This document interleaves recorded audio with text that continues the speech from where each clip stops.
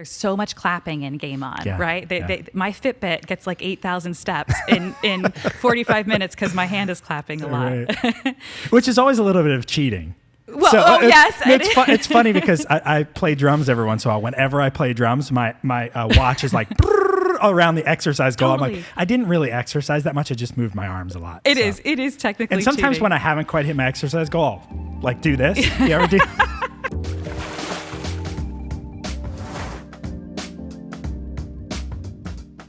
Hey, welcome to the Little Fish Podcast. I am Joel, and it's good to have you today. Today I've got Blair Bloomston from Game On. And one of the reasons I'm thrilled to have Blair on is because you guys do one of the most unique things of any business we've ever worked with. So welcome. Thanks, Joel. So, and now that I said that, of course, you've got now I have to say to step up to what is that thing that Game On does. So tell us about Game On. Right, that unique thing. So Game On is a leadership, communication, and team building training firm primarily. Okay. And we have the chance to work with some of the world's most amazing pro and college sports teams. We work with the Yankees. We work with FSU and A&M football. And then we have also expanded our reach. So most of our work is in the corporate space, and that can be sports related, like the executive teams from NASCAR and AMB, but also Deloitte is one of our clients. Okay. And then the coolest thing for me in recent evolution is we've started to do a lot of military work. Okay. So we work with special operations, and we also got to do a large engagement in 2018 on Capitol Hill. That was pretty exciting. Wow. I can't even tell you too much about it, but it was really Top cool. secret. Yeah. Yeah. Very cool. So what does that look like? So you come into an organization, and what do you do? Well, we believe that we are revolutionizing the training industry because what we cover are human skills, professional skills, right? Connecting with people, having conversations, relating. What makes Game On so unique, though, is our approach. Yeah. We deliver this training through a game theory-based, game-based methodology. It's all interactive, and we're able to avoid some of the old kind of cliched way that people think games. They immediately think trust fall, and then they think, I don't want to be dropped. Yeah. That's not us, right. Actually. We use improvisation. We use this art of thinking quickly on your feet so that people can try on skills and then get better. Yeah, so good. And it's one of those things that you have to experience to really... I think so. You know, we worked on your website for years, and then you came and did an event where at the co-work space we were at one point, and I was like, wow, this is an experience, and it's a lot of fun. So you are the partner in the company, and Steve Schembaum is the founder. That's right? correct, yeah. And your other title is what? Director of? Vice President of Business Development. Got it. Yeah, Got it. and that means that I'm responsible for bringing in our new clients and also creating really lasting relationships with our existing clients. Nice. That's what I love to do. It's funny, you know, this is Little Fish, right? And we operate in some very big known spaces. Yeah. But 95% of our work is still word of mouth. People see it, they experience it, they're impacted by it, and then they tell others. So that's how we're growing. Yeah, no, and I love that. And that's exactly the idea that you guys are it's a relatively small entity, but doing huge things, working with people. It's funny. I always see these pictures of Steve or you on Facebook, like with celebrities. I'm like, what kind of life do you guys live? I know, it's so funny. I got to do something for the Tampa Bay Lightning actually just last week.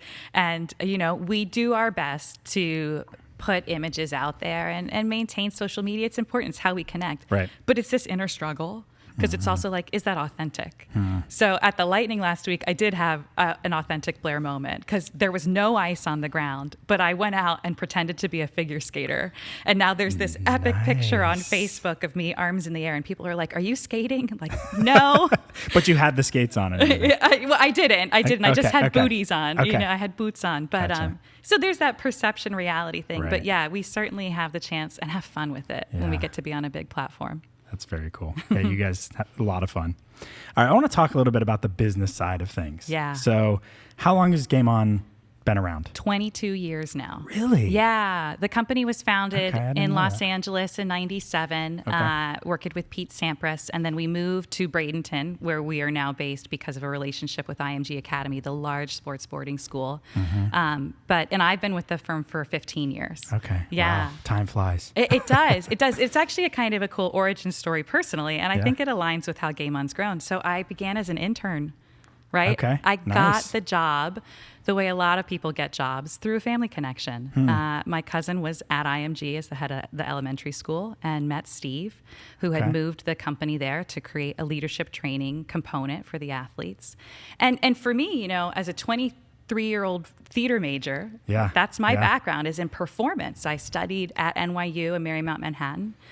To then think like, oh, I'm going to interview for a position at a sports academy to teach the athletes this interactive art of improvisation. Right. And so I had an interview. It was great. I made a lot of statements that people make. I'm a hard worker. Yeah. I'm, you know, all those basics. Yeah. But I think the thing that really helped is I also had some bravery. So about 2 weeks after the interview, I followed up.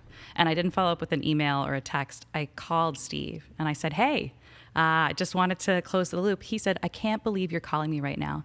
The person who was supposed to begin the internship just called and canceled. Really? Can you start next week? Yeah. Cool. And so to go from there to now being a co-owner with Steve and to have seen the entire trajectory over 15 years is pretty cool. Yeah, that's a great story. I love that. I didn't know that. Yeah. I hadn't heard that before. That's it. Worked my way up started from the bottom. Very cool. Yeah. And that's kind of Steve's background too, is acting, performance, drama, right? Yeah, right? that's it. I mean, Steve's an accomplished actor. He worked as an actor, and that's really the key. There's a lot of actors who don't work. Right. But it's more than that. That's a foundation where we had the roots. As actors, Steve and I and many of our consultants were highly trained, right, in the art of how we present ourselves, how we speak. Right. And it all comes down to just liking people, enjoying that interaction. From that foundation, it has become so much more. And this is where game theory comes into play. Okay. This is kind of our love for what motivates people. Game mechanics, rules of the game, a sandbox we can play in together, but also game dynamics, what creates unlimited buy-in. And it's the same stuff, honestly, that keeps us addicted to Facebook. Right. Or becoming a level 82 Night Elf Rogue in World of Warcraft. That's one of my claims to fame. Right? Sidebar. But mostly it's about how people can just be excited for their work and their life. I love that. Thanks. Love that. All right, let's talk about some challenges along the way. Sure. So very cool story. You guys are trucking along, game on, growing. You're at IMG.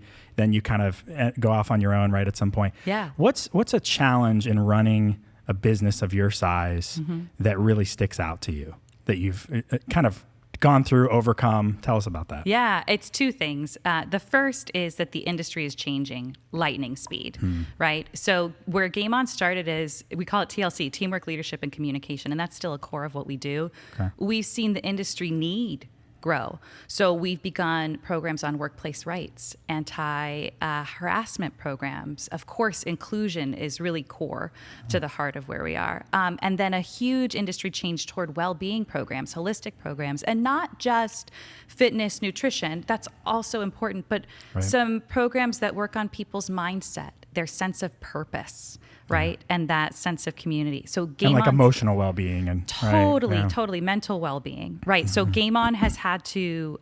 We don't actually think of ourselves as keeping pace. We feel like we are leading the pace to expand into these new needed areas. So that's one.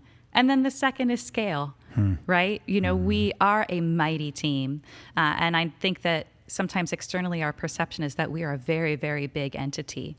We create that level of excellence with just a few of us.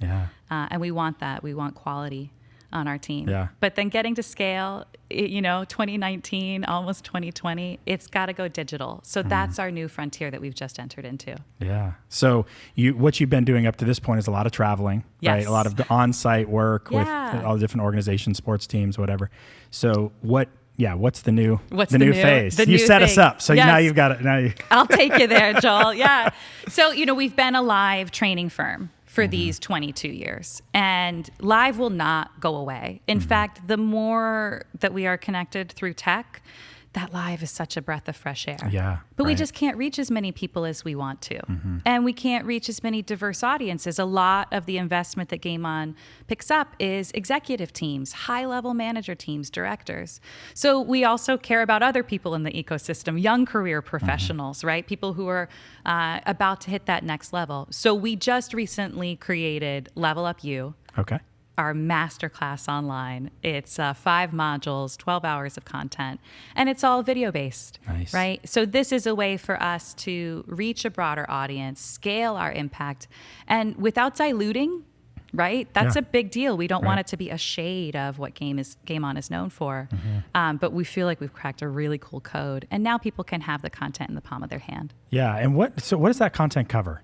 Okay. So I'm just going to give you the modules. Yeah, Let me get go real ahead. specific. The first one is making a positive first impression. The second one is communication skills, championship communication. Okay. The third one is about protecting your brand, and that's both personally, how you come across, and your organization. The fourth one is seeing change as opportunity, which really is just handling the unexpected. Yeah. And then the fifth module that is such a game changer is embracing health and well-being, and kind of thinking of your life and career not in a short-term gains, but really the long game, longevity. Yeah, that's good. Yeah, that's what we cover. So easy to get into the short-term side of things. Yes. What's my win today? How can I make quick gains? And actually, there's a couple of things I want to talk about the modules, because I feel like we could just talk about each module. We could. It's a landscape. Yeah.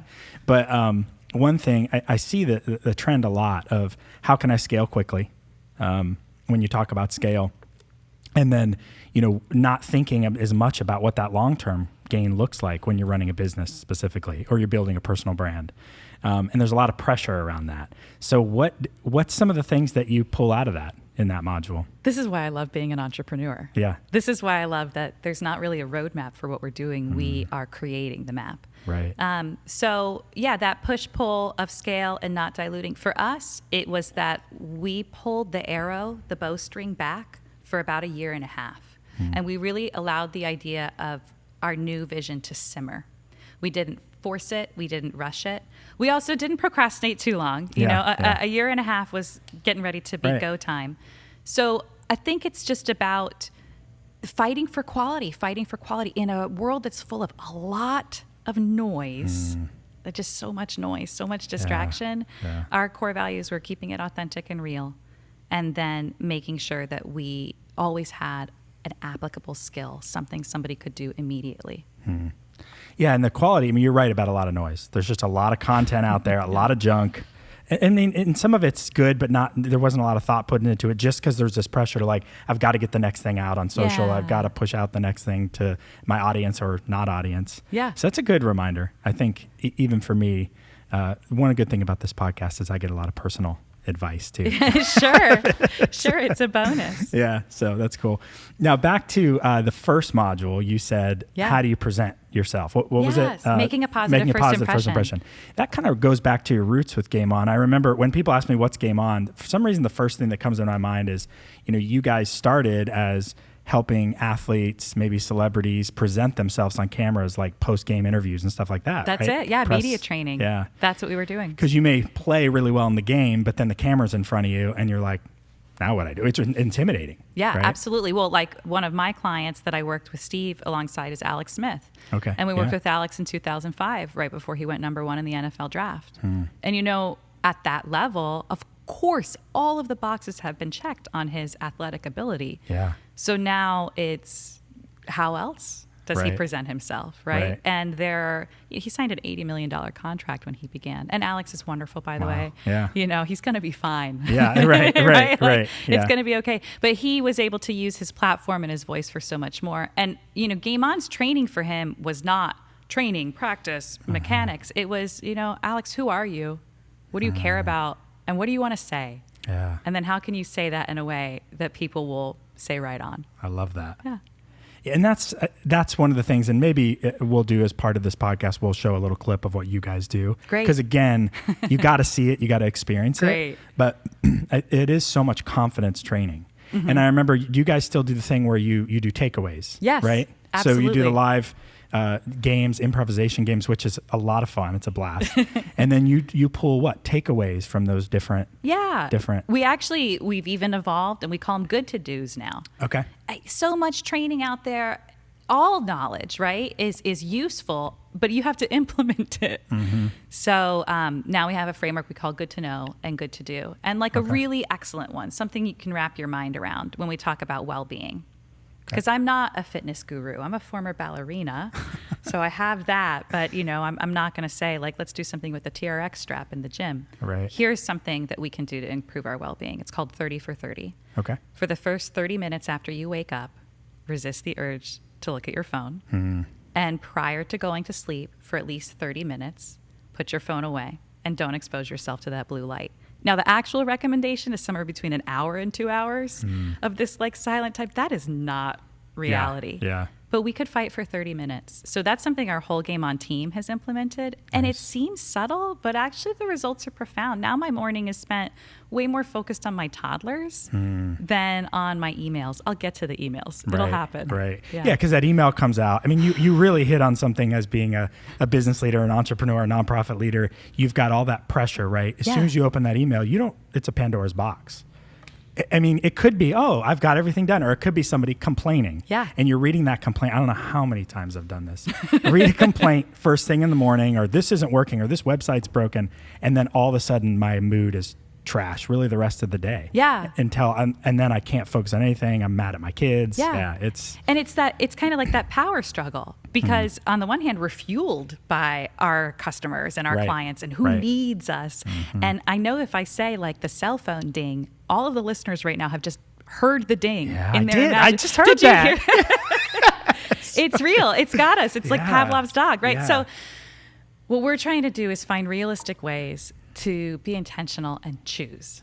Choose our focus. Right. Right now I'm going to choose to focus on this. I went as far when I was first doing this as to get a lockbox, and I locked my phone in a timed safe. That's a good idea. That only happened once because I was like, emergency, what if I need it? But what's funny about that is not that long ago, we didn't have access to the phones whenever, and we were fine. Like, we survived, right? Joel, I'm with you. I'm constantly trying to remember what life was like in like 2005, pre-Facebook. 2008 is when I joined. I feel like I should have an inner soul tattoo. Yeah, right. I know. Yeah. Or even like, I remember when I got my first iPhone, it was around 2008, I think, when it came out. I got like the first one. Yes. And that was so life-changing. Yeah. But almost like you forget. And then I think back to college when I just had a phone in my dorm. Yes. And my parents would call. Yes. And I would have to listen to their message. And when I had time, I'd call them back. And I don't know, there was just something that was so freeing about that. Joel, what you're talking about is why Game On is in business. It's this memory of connection. Yeah. And that knowing that connection is the fuel of everything. Businesses are based on people. Right now, robots may do all of it in the future. Yeah. Right? Yeah, I'd like to believe that people will still have a purpose. Yeah. Despite robots. So, and I am being snarky about that. I'll acknowledge. Sure. I don't really believe that. Sure. No, but that connection, liking who you work alongside. And if you don't like them, respecting them. Right. Feeling like you know more about them then they sit next to you, right? So that's kind of, and through games and play is inherent. Yeah. We're born with the spirit of play. It's been sullied. That time that like somebody tagged you wrong in hide and seek may have carried forward with you, but we're trying to reset that and get people back to that pure, straight up, it might sound Pollyanna, but it's like the feeling of joy, the feeling of lift, and that confidence of, I have what it takes, I'm enough. Yeah. I can relate to that. And even in work, I think, excuse me, sometimes we get to that point where we're working on a project. I feel like this just happened, Ryan. So I'm referring to Notion Design, our website company, for those who don't know. But yesterday, so Ryan was working on some style board concepts for a client because we're working on a branding project. Yeah. And one of our other designers, Kaylee, she was working on one. And I saw all of them presented at the same time. And I was just like, God, you guys are good. Yes. And I just had this exciting moment, right, yesterday where I was... Yeah. I just felt, I had a lot of cold brew too. I had a lot of nitro cold brew, so I was kind of fired up. These are the well-being tactics that affect our communication. No, Joel, but I experienced it. I experienced the pride, and I experienced like we're doing this together as a team, and it felt like a game. Yes. It really did. I can see that. Yeah. That was cool. Straight up, neurologically, and I'm not claiming the real science here, but from what I know and understand, when things happen, our brain releases dopamine, oxytocin, serotonin, and endorphins. I remember it by the acronym DOSE. right? Okay. Okay. And so we can put forth in our lives good things that will create those chemical reactions, or anxiety, stressful causing things can sometimes cause those same chemicals to be released. Right. Okay. So I love what you're saying, that you saw your team and that you just saw their humanity and saw their, worth, right? And that lit you up. That's the kind of stuff that we care about. I want the dopamine to be released on that. And one of those things too is, for me, I have to remember, I don't know if do you know much about the Enneagram? Oh, a little bit. Personality test. Sure. Anyway, one of those things, like I'm an Enneagram 3. So Enneagram 3s are like very productivity, achievement focused, right? And so, but I also love people, obviously, but I have to remember sometimes when we're in these, like we have a couple of remote workers. They come back in town, and sometimes we just sit and talk for hours, right? And in my mind, I'm thinking, we got to get stuff done. We got to get stuff done. But that time is so important. And I always leave feeling like that was really encouraging, helpful, but I always have to kind of fight that inner voice of like, everything's not about productivity. Right. In a world where I feel like productivity is elevated to godlike status. It really is. It really is. And I think people are getting tired of it. Again, this is why we're so lucky to get to build custom training, right? Like very specific to an organization's culture, the words that they say, the personalities that are in that room, but it's all about a very universal truth. We want to feel comfortable at work. Yeah.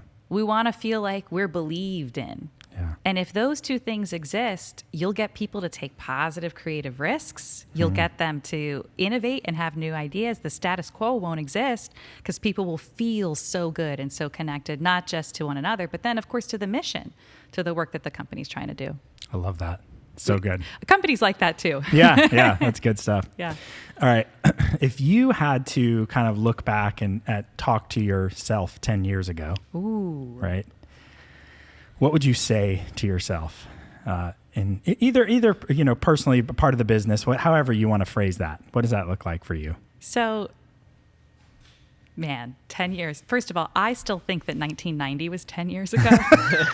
I don't know if anybody's with me. Like, I do too. I think like, oh wait, the 90s music is like classic rock now. What? I'm like, how is that even possible? What? But, Yeah. So, okay. And then I also have this unique status that I am technically a millennial, but internally I don't know. And also I don't even like the classification because nobody is one thing or another. But what I know is that I would have never imagined 10 years ago that I would be where I am today. And I wish that 10 years ago I had just known that I already had within me all the puzzle pieces I would need. I already, my parents were entrepreneurs. They owned their own business for 40 years. Like, I didn't go to school and get an MBA, but that real life experience prepared me. I actually launched a few businesses with family outside of Game On early in my career, right? And that up and down, because they did close, experience taught me so much. So I think it keeps going. And women, I will say this, I think deal with this maybe more than our male counterparts, the imposter syndrome. And there's no imposter syndrome because there is no baked roadmap. Right. And we can walk our own path. Yeah. Yeah, like I don't really belong here. I shouldn't be here. Is that what you mean by I'm not imposter good syndrome? enough. Or like, oh gosh, I need to go get this certificate to prove my worth. Like, no, a piece of paper doesn't prove a person's worth or success or talent. And so that's pretty raw. I'm still telling myself that today. Yeah. I wish I had started 10 years ago. Yeah. Well, and you're right about being an entrepreneur. Many times the schooling can help, but a lot of times it's like, the classic school of hard knocks, right? Yeah, it cannot prepare you. You just got to jump into it and do it. Yeah. And I think, the thing I'll say a lot in this podcast is there's 28 million small businesses. Wow. And 22 million of those. This was a crazy statistic. Hit One me of the with premises of this podcast, 22 million of those are just sole proprietorships or partnerships. In other words, they don't even have employees. Wow. 22 million. So a large percentage, like 80-ish%, of the backbone of our economy is very, very small businesses. Yes. And, those businesses, like you mentioned with your parents, like there's a lot of like growing a business, selling it, or just kind of fails, or I don't like the word fail. It just ends and they move on to the next thing. But that very process of starting and building and taking risks is what like keeps it all going. And then not to mention all the businesses that are very small and have, 3, 4, 5 employees, something like that, that's where most people are employed. Most people in the country are employed by small businesses. So there's this whole like part of it that I feel like we're always trying to get to the top of the ladder. Like, I want to be a multi-billion-dollar company, but so much of real life happens down here. Yeah. So yeah, I love the stories, and I love when, especially like your parents and hearing that. That's great. It's cool. I mean, I think so. My dad, and I know he believes that this was his organic phrase, would say, "Expect the unexpected" all the time. That was his claim to fame, and that's really what it is. What has helped me personally, and I know that it's in our company too, is thinking about it like play. Man, I would go out, my parents would say with love and care, get outside and play. And then hours would elapse. Yeah. I wouldn't come in until dark. And I would play all kinds of games. I love Red Rover. I love tag. I love those physical games, but hide and seek is one. When I got tagged in hide and seek when I was found, it wasn't some huge failure. Yeah. Right? It wasn't like, oh, it's over, I'll never play again. It was like, oh, I'm going to get better from this. Right. And that's business. Our failures, our losses, our misses, if you look at it that way, it can be really limiting and stop you like a dead end. Yeah. But if you just look at it as like, oh, I got to pick a new hiding place next time. That's good. It becomes more fun. Yeah. Really good. And there's the comparison trap, right? And that's part of the social media stuff. Like, this person's doing this thing over here, and I wish I was as good as them, or I wish I could, that's so baked into our culture too. And like you said, again, back to taking a break from your phone. Right. Well, it does matter. And this is the thing that I'm trying to create my own internal kind of rules of the game for. Like, I'm willing to sacrifice taking a picture of my kids and the family at a Sunday dinner because it's our Sunday dinner. Yeah. And I'm going to trust that I'll remember it if I don't have a log of it on Facebook. I was thinking the other day, maybe somebody listening or you, Joel, can take this idea. I want to go from Facebook to like yearbook. Like, I loved that yearbook was that summary of everything that happened, in 97, 98. Right. And then you got your senior page and you got to put those few highlights. To me. And people signed it. They put a little message in it. That's it. It's the people that were in it. Because when you look at your yearbook, you don't just look at your own page. Yeah. Right? Well, I mean, maybe maybe you do. But like, I do long for the days when we would curate a little bit more, and it wasn't just my moons over my hammy sandwich at Denny's. I'd had to say moons over my hammy. I forgot about that sandwich. Don't ever forget, Joel. Wow. You really took me back there. I did. To the 90s, right? Yeah. Totally. 10 We'd years hang out ago. at Denny's quite a bit before everything was like the hipster curated cafes and breakfast places and coffee shops. There was no avocado toast. No, there was no avocado It probably did exist somewhere. Yeah, I'm sure. Oh, that's cool. All right, let's talk about success for Game On. Cool. So if you look, we talked about 10 years ago. Yeah. If you look 5 years, 10 years in the future, what do you think success looks like for Game On? Like, strategically, we're ready to diversify. So we are doing right now about 80% of our business is live delivery, and the other 20 is a mix of consulting and then a few digital projects that we have. Within the next 2 years, we really want to be more even. We want to do about 40% of our business is live training, including some events that we want to create and host. And then another 40% is digitally focused. Okay. And that's through Level Up You, for sure. It's amazing because it's for everybody. But we also are in talks with some major nonprofit organizations and other corporations to do custom video training, custom digital training for them. It's been really cool working with a large hospitality brand right now, and we just did a global scale program. It reached 6,000 different entities. Wow. That was so cool. Yeah. So, right, because your reach is so much wider with that. Well, and that's an extra cool challenge too when we're a communication entity, right? And how do you do it where there's going to be 70 countries that are hit by this and lots of different languages. And what's still true across all those cultures. So live, much more digital, and then maintaining the consulting. Yeah. We'll stay, I think, in sports, corporate, and government, military. Yeah. But with those kind of sandbox, man, there's a lot of Rubik's Cube combinations that can happen. That's our goal. Yeah, very cool. And so back to the trainings that you host, because right now, like I said, you're going on site. Yes. To do all your workshops, training, events, whatever. So what do those look like? I'm kind of curious about that. Oh, sure. Yeah. No. Like workshops, more local, and then invite people into them, or? If we want to host events, we're very interested in the well-being space about bringing thought leaders together. Okay. There aren't a chief well-being officer role in most organizations, but I think that that's going to be rapidly changing, and it won't just sit under HR. It will be its own thing. So we have partners. We have amazing other people in the industry. Doctors Chris and Kara Moore with More Results are a few. And so we'd love to do like kind of co-partnerships with them to create summits and events where people can not just talk about stuff, again, good to know, but leave with action items good to do. Okay. Yeah. Nice. So that's bringing people together. And then otherwise, one of the things that Game On is doing actively is certifications and accredited curriculum. That's so important so that people can get their continuing education as they take a class. But Joel, it's game-based. Yeah. If you come to a Game On session, it's really fun. People tell me all the time, like, my face hurts from smiling.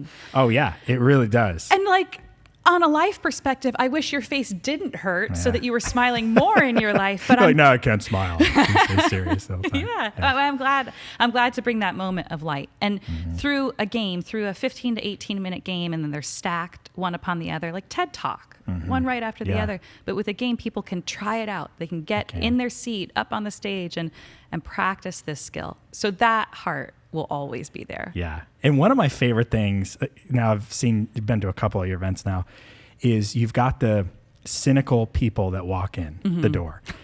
And so I've been to a lot of events, and a lot of times the cynical person kind of sits back, especially the more motivational style events. Yeah. But what I like about you guys is you always get the cynical people turned around. Because they do. They like cross their arms for a long time, and I'm not going to name any names. I've been in rooms with people, but they'll be cynical for a while. But then the way that you do the improvisation games and stuff, all of a sudden people are starting to open up. They're laughing. And you create this atmosphere. And I forget the words you use about people feeling safe and people feeling like, okay, I can share myself, who I am here. There are literally 3 rules of the game that we established that are very hard to argue. The first rule is that we're going to laugh with each other, not at each other. Yeah. Man, if we could fix laughter, if we could just move more toward with, not at, I think a lot of our actually tensions in the world would go away. I know that's huge vision, dream perspective, but we set that rule because we want people to know, like, you're accountable to this. Keep it uplifting, laugh with. The second rule, so simple, have each other's back. Yeah. Work with purpose and intention to make the other person look good. Take care of them and receive that in return. Yeah. And then the third rule is celebrate the wins. So, like, we love to celebrate people as they enter the room. There's so much clapping in Game On, right? My Fitbit gets like 8,000 steps in 45 minutes because my hand is clapping a lot. Right. Which is always a little bit of cheating. Well, so, yes. It's funny because I play drums every once in a while. Whenever I play drums, my watch is like around the exercise goal. Totally. I'm like, I didn't really exercise that much. I just moved my arms a lot. It is technically And sometimes cheating. when I haven't quite hit my exercise goal, I'll, like, do this. You ever do? Or I'll do these, like, do you ever do that? I used to, but I don't have a watch anymore. You don't have a watch now. Yeah. I love it. Ryan's got time free. Yeah. But what you're talking about, Joel, that's the power of game theory. That's it. You're right. You want to win. I want to see the thing go all the way around, right? The circle. A completion. I have checked the box for the day. So these are the things we embed. We use 4 principles: mystery, incentive, laughter, and empowerment. And they're embedded deep within. Some of the sessions actually teach people how to use that in their organization. But this is the thing. Mystery. If you can try to solve something or find an answer, people like that. Incentive. What's in it for me? Make it really clear, and don't make it about money, because we never control money. So you got to come up with something else that lights you up. Laughter, again, is laughing with. Yeah. Laughter is also a way of saying joy. Find the joy, create that for yourself. And then empowerment is that belief that not only are you worthy here in this moment, but you must take that worth and create it in others and empower others as well. That is the secret sauce. And you talked about the motivational speaker who freaks people out. Yeah. I mean, I'll acknowledge you cannot be that person who walks in like, is everybody ready? Yeah. Get up on your feet. That does not help. You're thinking, I am not ready. I'm not ready. I'm not ready for even when you work out, you got to warm up. Yeah. Right. So we've been very fortunate that the curriculum gets people bought in, even the cynics, as you say. And that's happened with military generals and, our nation's leaders. And I could see that happening with athletes a lot. I'm sure you run into that with athletes. Walk into a room like a basketball team, right? And you're like, I'm sure, or whatever, a baseball team, whatever it is. Yeah. I could see that. There's a lot of... I think what's really cool is once you then show them this is different, we're going to flip the script and just show up, you're ready. We've got your back. Yeah. We're going to laugh with you and we're going to celebrate the wins. People get comfortable very fast. Yeah. Awesome. Very cool. All right. So if somebody's been listening, they're inspired, whatever size business or organization they run, and they're interested in hiring Game On, how do they do that? What does that look like? Well, first of all, Notion Design Group built a stellar new website for us that makes it super clear and informative what we do.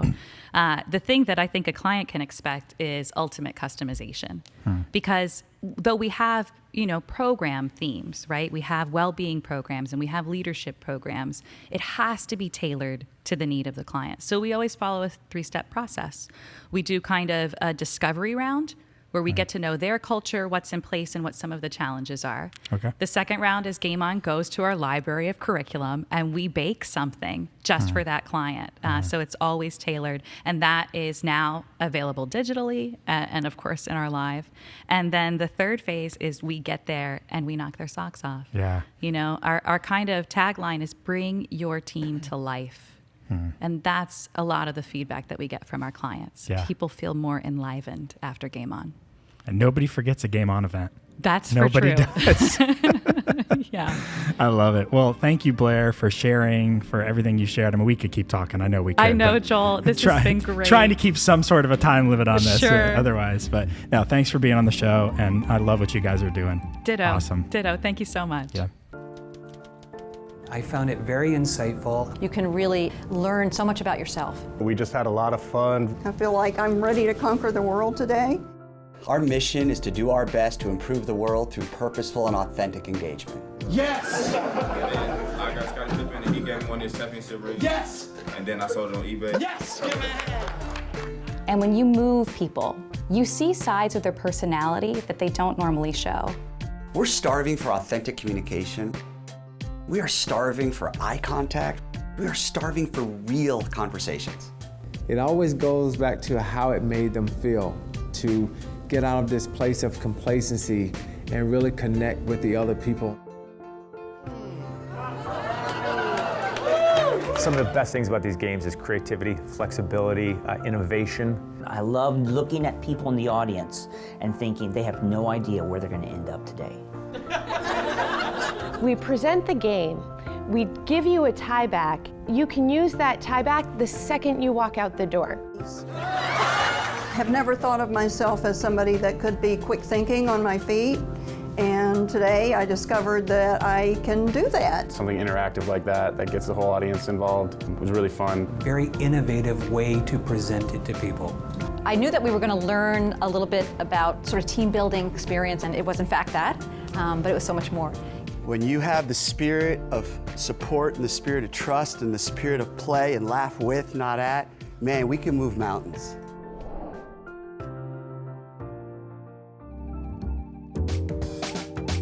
Hey guys, I'm Ryan. I'm the guy behind the scenes, and thank you so much for watching the podcast. If you want to watch more videos like this, make sure you click the like and subscribe button. And I also want to give a shout out to 81A Studios for letting us use the facility. If you want to learn a little bit more about them, make sure you go to 81astudios.com. Thanks.